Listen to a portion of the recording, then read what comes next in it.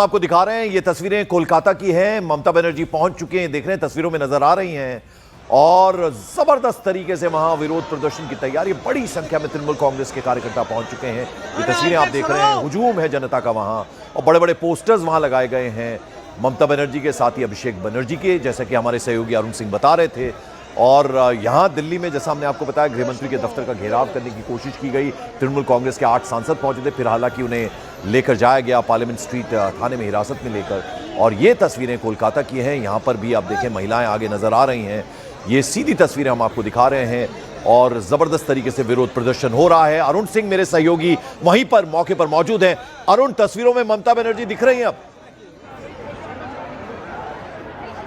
देखिए, अभी फिलहाल ममता बनर्जी ने मार्च शुरू करने का इरादा तो कर लिया, लेकिन मार्च शुरू नहीं हुआ है, क्योंकि वहां पर पहुंच गई हैं ममता बनर्जी। और अब जो मीडिया का ट्रक है वो सीधे आगे की तरफ बढ़ने के लिए संकेत कर दिया है उनके जो सिक्योरिटी अमले के लोग हैं। तो अगर आपको तस्वीरें दिख रही हो, क्योंकि मार्च ऐसा लगता है कि अब शुरू हो गया है, तो अगर आपको तस्वीरें दिख रही हो, जयपाल रावत चूंकि शुरू हो गया है, जो ट्रक है उसके ऊपर है। बेहतर तस्वीरों के लिए पंकज, अगर आपको तस्वीरें दिख रही हो और अगर आपको ममता बनर्जी दिख रही हो तो जरूर दर्शकों को दिखाइए, क्योंकि मुझे ऐसा लगता है कि मार्च शुरू हो गया है, कि हमारी गाड़ियां जो है, मीडिया गाड़ियां, मीडिया के ट्रक बिल्कुल शुरू हो गया। अरुण, हम तस्वीरों में दिखा रहे हैं ममता बनर्जी को, और हम तस्वीरों के जरिए दिखा रहे हैं बड़ी संख्या में तृणमूल कांग्रेस के कार्यकर्ता हैं। आपके पास जो इंफॉर्मेशन आप देते रहिए अरुण। तस्वीरों में हम दर्शकों को दिखा रहे हैं, ममता बनर्जी दिख रही हैं। तो देखिए, जो ये तस्वीरें आप रहे हैं, ये एक तरह से तृणमूल कांग्रेस कह रही है कि शंखनाद है केंद्रीय जांच एजेंसियों के कथित रूप से दुरुपयोग का। और केंद्र सरकार की तरफ से और भारतीय जनता पार्टी की तरफ से कहा गया है कि कानून अपना काम कर रहा है, ममता बनर्जी बेचैन क्यों है, इतनी बेचैनी क्यों है कि वो केंद्रीय जांच एजेंसी जो ईडी है उसके वो प्राइवेट प्रेमाइसेस है, जब पहुंचते हैं, कुछ डॉक्यूमेंट्स खंगालते हैं, कुछ सीजर करते हैं, तो वहां पर मुख्य आपकी आवाज कुछ डिस्टर्ब्ड है, हम वापस आपसे कनेक्ट करेंगे। अरुण, आप बने रहे हमारे साथ। तो ये तस्वीरें, जैसा अरुण बता रहे हैं, बड़ी संख्या में आगे देखिए महिला जो नेता हैं, कार्यकर्ता हैं, वो नजर आ रहे हैं। ये सफेद रंग की साड़ी में ममता बनर्जी की पीठ है इस वक्त। ये देखिए आप, ममता बनर्जी अब साफ नजर आ रही हैं, और शुरुआत हो गई है इस प्रदर्शन की, जैसा अरुण बता रहे थे। और ये प्रदर्शन इसलिए हो रहा है क्योंकि कल जिस तरह से ईडी की रेड डली, आईपैक के जो चीफ है उनके दफ्तर पर, आईपैक के दफ्तर पर, प्रतीक जैन के दफ्तर पर, उनके घर पर रेड डली, खुद पहुंच गई थी ममता बनर्जी। वो तस्वीरें कल हमने आपको दिखाई थी, फोन हाथ में ले लिया। तो हालांकि आपको बता दें, ये कंप्लेंट भी गई है ईडी सूत्रों के हवाले से कि वहां जो जांच करने पहुंची थी ईडी की टीम, प्रवर्तन निदेशालय की टीम, उन्हें वहां धमकाया गया, डराया गया, और कहा गया कि जो कुछ भी आपको हासिल हुआ है डाटा बेटा, वो सब आप डिलीट कर दीजिए। इस तरह की भी खबरें आ रही हैं। और ये दूसरी तरफ आप देख रहे हैं कोलकाता की सड़कों पर इस वक्त ममता बनर्जी के नेतृत्व में ये बड़ा प्रदर्शन हो रहा है। ये देखिए, हाथ हिलाती हुई ममता बनर्जी आगे नजर आ रही हैं। सीधी एक्सक्लूसिव तस्वीरें न्यूज 18 इंडिया पर। हमारे सहयोगी अरुण सिंह लगातार हमारे साथ बने हैं। अरुण, अब साफ देख सकते हैं हम ममता बनर्जी हाथ हिलाकर, यानी दोनों तरफ लोग हैं, वहां सीएम उन सब के बीच में हैं और अपने तमाम कार्यकर्ताओं के साथ हैं, आगे लीड कर रहे हैं इस पूरे प्रदर्शन को। अरुण, देखिए, सबसे बड़ी बात है कि पंकज की कांग्रेस पार्टी से लेकर के और पूरा विपक्ष तक दिल्ली में भले बैठा हो, लेकिन ममता बनर्जी अपने राज्य में जहां चुनाव है वहां पर मैदान में। और ये बड़ी बात इसलिए भी है क्योंकि अगले कुछ महीनों में चुनाव होना है, और ममता बनर्जी की ये सार्वजनिक छवि भी रही है और राजनीति भी उनकी ऐसे रही है कि जब कोई इतना बड़ा मुद्दा आता है वो सीधे जनता के बीच जाती हैं, जनता से संपर्क करती हैं और वहां से लड़ाई का शंखनाद करती हैं। तो ये जो मुद्दा था ईडी ने जब रेड किया, तभी वो तुरंत पहुंच गई अंकित जैन के दफ्तर में और उनके घर पर, और दोनों जगहों पर जाकर उन्होंने ईडी के अधिकारियों को कन्फ्रंट किया। और आज जनता के बीच जो उनके पार्टी के समर्थक हैं, जो कार्यकर्ता हैं, और सड़क के दोनों तरफ जो बंगाल की जनता है, उससे सीधे मुखातिब हैं और संदेश ये दे रही हैं कि केंद्रीय जांच एजेंसियों को पश्चिम बंगाल में इसलिए भेजा गया है क्योंकि भारतीय जनता पार्टी इलेक्शन जीतना चाहती है। भारतीय जनता पार्टी कह रही है कि बीजेपी को जो समर्थन मिल रहा है उससे ममता बनर्जी बौखलाई हुई हैं, तृणमूल कांग्रेस बौखलाई हुई है और इसलिए वो भारतीय जनता पार्टी पर अनर्गल आरोप लगा रही है। अरुण, जरा आपसे समझना चाहेंगे, क्योंकि आप कोलकाता में हैं, जो सिक्के का दूसरा पहलू है, यानी बीजेपी के जो तमाम नेता वहां कोलकाता में हैं, उन्होंने क्या तैयारी करके रखी है, वो क्या कह रहे हैं इस सब मुद्दे पर? क्योंकि ज्यादातर बीजेपी के नेताओं का यह कहना है कि भैया ये तो एक एजेंसी जो है उसकी रेट थी, इसका सरकार से क्या लेना देना। वो क्या कह रहे हैं? देखिए पंकज, थोड़ी देर पहले ही शुभेंदु अधिकारी से बातचीत हो रही थी। उनका यह कहना था कि ममता बनर्जी के शासनकाल में जितने भी टेंडर दिए जा रहे हैं, हर टेंडर का जो घूस है वो आईपैक के जरिए ही काले धन को सफेद किया जा रहा है। और वो विधानसभा के सामने उन्होंने मीडिया से बात की, सीधा आरोप लगाया। उनके हाथ में कुछ कागजात थे जिसके जरिए उन्होंने ये आरोप लगाया है।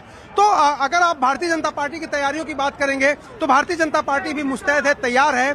गृह मंत्री अमित शाह एक बार दौरा कर चुके हैं, फिर उनको दौरे पर यहाँ पर आना है। प्रधानमंत्री की भी यहाँ पर रैली होनी है, प्रधानमंत्री के भी कई कार्यक्रम होने हैं। अब वंदे भारत जो स्लीपर ट्रेन है उसको भी हरी झंडी प्रधानमंत्री बंगाल की धरती से ही दिखाने वाले हैं। तो अगर आप बात करेंगे कि किस तरह से भारतीय जनता पार्टी तैयारी कर रही है, तो भारतीय जनता पार्टी उसी तरह से तैयारी कर रही है जिस तरह से ममता बनर्जी तैयारी कर रही हैं। क्योंकि दोनों दलों के बीच जिस तरह से बंगाल की धरती को जीतने को लेकर के एक तरह से सड़कों पर जंग छिड़ी हुई है, उसको इस नजरिए से आप देखिए कि ममता बनर्जी ने उसकी शुरुआत की है और ममता बनर्जी ने मुकम्मल शुरुआत की है। आप अगर देखेंगे, कैमरा में आपको तस्वीरें दिख रही होंगी, तो हजारों की संख्या में उनके समर्थक हैं, पार्टी के नेता हैं, कार्यकर्ता हैं और सड़क के दोनों तरफ आम जनमानस है। और उसी आम जनमानस को अपनी बात समझाने, उन तक अपनी बात पहुंचाने का ये प्रयत्न और प्रयास नेता करते हैं, चाहे वो मार्च करें, प्रेस कॉन्फ्रेंस करें या फिर वो सोशल मीडिया। अरुण, एक और खबर जो आ रही थी ईडी सूत्रों के हवाले से, वो ये कि कल जिस वक्त ममता बनर्जी वहां पहुंची थी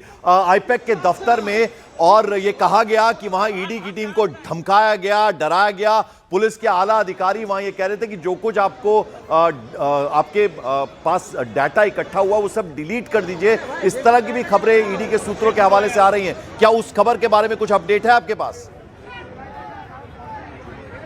देखिए, ईडी की तरफ से कहा जा रहा है कि पहली बात तो ममता बनर्जी ने उस जगह पर आकर के उनके अधिकारों का अतिक्रमण किया जहां वो कानूनी लीगल तरीके से जांच कर रहे थे और मनी लॉन्ड्रिंग का मामला सामने आया था। हवाला के जरिए 10 करोड़ रुपए आईपैक को दिए गए थे और उसकी जांच जो है वो पहले से चल रही है, 2020 से चल रही है और उसी जांच के सिलसिले में आगे की कार्यवाही वो करने गए थे। ममता बनर्जी मुख्यमंत्री हैं, संवैधानिक पद पर हैं, इसके बावजूद न सिर्फ वहां पहुंची बल्कि बकौल ईडी अधिकारी उन्होंने साक्ष्यों को इकट्ठा करने से रोका।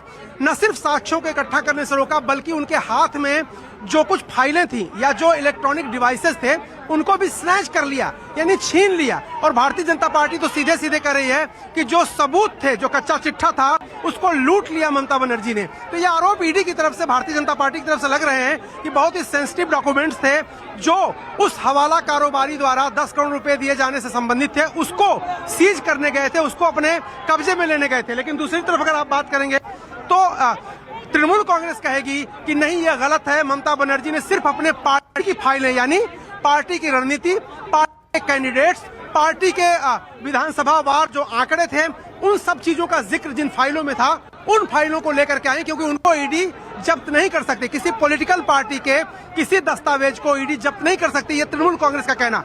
ईडी का कहना है कि हम किसी पॉलिटिकल पार्टी के पास नहीं गए, हम किसी पॉलिटिकल पार्टी के नहीं गए, हम एक ऐसे व्यक्ति के दफ्तर गए जो 2022 में गोवा चुनाव में कंसल्टेंसी देने के लिए 10 करोड़ रुपया हवाला के जरिए कैश में लेता है और उससे जांच करने हम जा रहे थे कि ये कोल घोटाले का पैसा कहां गया, किस तरह से चेन बनी है। तो वो दोनों के विरोधाभासी दावे हैं पंकज, दोनों की तरफ से ये बात। और अब तो ये हाईकोर्ट में मामला है, 2:30 बजे का वक्त मुकर्रर किया था हाईकोर्ट की तरफ से और दोनों की शिकायत सुनने के लिए। अभी थोड़ी देर में उसकी तरफ से कोई एक व्यवस्था, एक फैसला आएगा जिससे तस्वीर और साफ हो जाएगी। फिलहाल तो ये लड़ाई जो है पंकज, वो अब कोर्ट से, सड़क से और बयानों से, तीनों तरफ से लड़ी जा रही है, चाहे भारतीय जनता पार्टी के नेता हों या फिर तृणमूल कांग्रेस के। लेकिन एक अंतर यह है कि भारतीय जनता पार्टी के जो स्टेट इकाई के नेता हैं वही बोल रहे हैं। केंद्रीय स्तर पर अगर आप देखिए तो ममता बनर्जी ने सीधे प्रधानमंत्री का नाम लिया, गृहमंत्री का नाम लिया, लेकिन शायद केंद्र की तरफ से एक रणनीतिक चुप्पी साधी गई है, क्योंकि बंगाली अस्मिता और बंगाली जनमानस की जो बात ममता बनर्जी करती हैं, कहीं से भी बीजेपी ये नहीं दिखाना चाहती कि वो दिल्ली से उसको गवर्नमेंट करने आ रही है, दिल्ली से अटैक कर रही है। वो चाहते हैं भारतीय जनता पार्टी के जो रणनीतिकार हैं कि वो लोकल नेता ही उसको करें। जी अरुण आप जरा गहरा सांस लीजिए और मेरा जरा सवाल सुन लीजिएगा। दो सवाल है। एक सवाल तो ये कि ये अच्छा है, आप मुख्यमंत्री है, सारा सरकारी अमला, पुलिस, इंतजाम, संसाधन सब आपके डिस्पोजल पे है, तो आप आराम से प्रदर्शन कर सकते हैं। बीजेपी अब इसको लेकर सवाल उठाएगी कि हम अगर कोई भी प्रदर्शन करते हैं पुलिस रोकती है, लाठीचार्ज तक कर देती है। एक सवाल तो वो, और दूसरा अगर हम कोलकाता पश्चिम बंगाल की बात करें तो यहां कांग्रेस भी है, कम्युनिस्ट भी है, बीजेपी भी है। उनके नेता गुपचुप क्या बातें कर रहे हैं इस प्रदर्शन को लेकर, ये जो ममता बनर्जी आज कर रही हैं? ये दो सवाल है मेरे। देखिए पंकज, पहली बात जहां तक